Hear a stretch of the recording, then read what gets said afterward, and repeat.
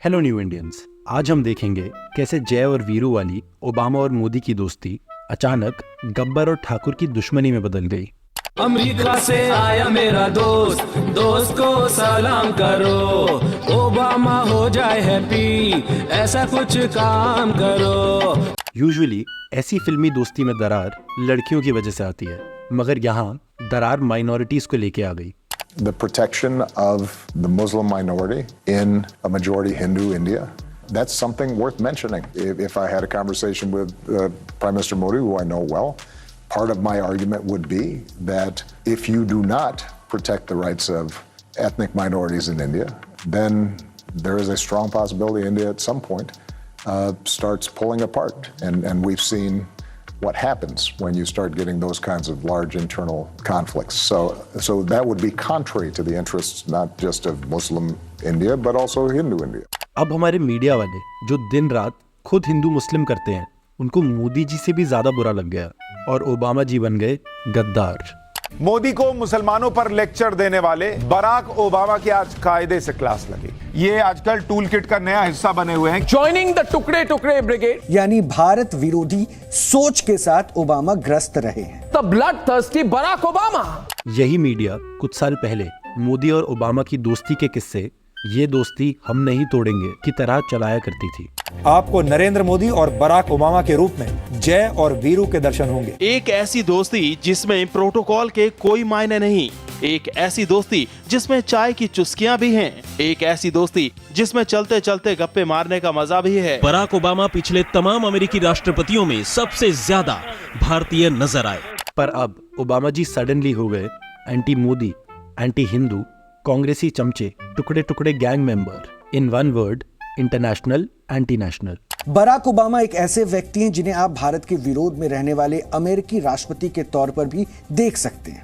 Obama को attack करने के लिए गोदी और मोदी का पहला आर्गुमेंट था कि इंडिया की माइनॉरिटीज के राइट्स के बारे में बात करना एंटी इंडिया है। तो इस लॉजिक से ओबामा ने उस इंटरव्यू में जो बातें करी उसके हिसाब से उन्हें एंटी चाइना और एंटी अमेरिका भी कहना चाहिए। You have Uyghurs in China who are being placed in mass camps and re-educated, quote unquote. That's a problem. That's a challenge to all of us. गोदी और मोदी का ओबामा के against दूसरा argument ये था कि ओबामा ने मुस्लिम कंट्रीज पर सबसे ज्यादा बॉम्बिंग करी है। Each one of those bombs was dropped by a man called Barack Obama. अब भाई, जब ओबामा मुस्लिम्स पर बॉम्ब गिरा रहे थे तब तो वो मोदी जी के बेस्ट फ्रेंड हुआ करते थे, तू तड़ाक में बात किया करते थे। अब हम दोनों अच्छे दोस्त हैं जी, तू तारीख करके बुलाते हैं एक दूसरे को। ऑल्सो जब इतने सारे बॉम्ब गिर रहे थे तब जो बाइडेन यूएसए के वाइस प्रेसिडेंट थे, फिर तो उन पर भी सवाल करना चाहिए। Elected President Joe Biden is giving a welcome to Shri Narendra Modi ji. गोदी और मोदी का तीसरा आर्गुमेंट ये था कि ओबामा ने एक एजेंडा के तहत ये बात मोदी के यूएस विजिट के टाइम पर कही। आप टाइमिंग देख रहे हैं, ये भाई साहब को इतनी चिंता थी भारत के मुसलमानों की, तो उसी वक्त बोले जब नरेंद्र मोदी अमेरिका जा रहे थे, उसके पहले इनको ध्यान नहीं आ रहा था। ओबामा मोदी जी के कितना अगेंस्ट है बताओ कि यही बात उन्होंने टाइम ट्रैवल करके इंडिया आके 2015 में भी कही। India will succeed so long as it is not splintered along the lines of religious faith, so long it's not splintered along any lines and is unified as one nation. Barack Obama अपने भाषण में हिंदुस्तानियों को जोड़ते हुए बात कर रहे थे। आर्ग्यूमेंट्स को मणिपुर के इश्यूज की तरह साइड में रखते हुए असम के सीएम हेमंत बिस्वा ने ओबामा का हुसैन नाम यूज किया। और आपको पता है आज हमारे देश में सोशल मीडिया पर बराक ओबामा की नहीं बल्कि असल में हुसैन ओबामा की चर्चा हो रही है। अच्छी बात है कि एटलीस्ट ओसामा नहीं बोल दिया। अब इंडियन मीडिया जो ओबामा को एंटी मुस्लिम प्रूव करने में लगा हुआ था, अब उनको मुस्लिम प्रूव करने में लग गया। I'm a Christian. पर अगर वो हिंदू मुस्लिम नहीं करेंगे तो मोदी को वोट कैसे मिलेंगे और गोदी को नोट कैसे मिलेंगे? कभी इकोनॉमिक परफॉर्मेंस में चुनाव नहीं जीता जाता है।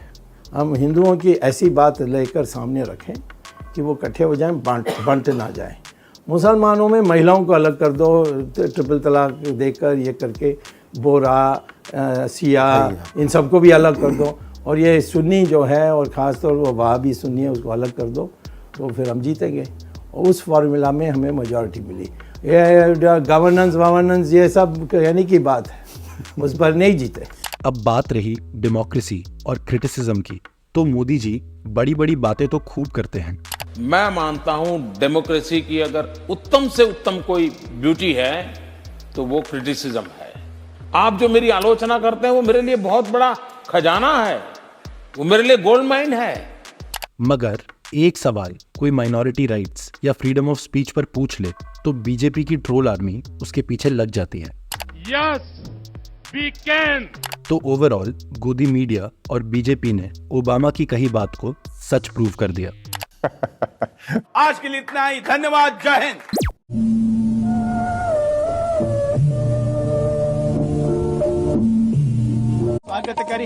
मोदी ओबामा की दोस्ती में चट्टान जैसी मजबूती आए, इसी उम्मीद में काशी के विद्वानों ने भी मोर्चा थाम लिया है। 80 घाट पर संतों ने मोदी ओबामा मैत्री महायज्ञ का आयोजन किया। हवन कर विश्व से आतंकवाद के सफाये की कामना की गई।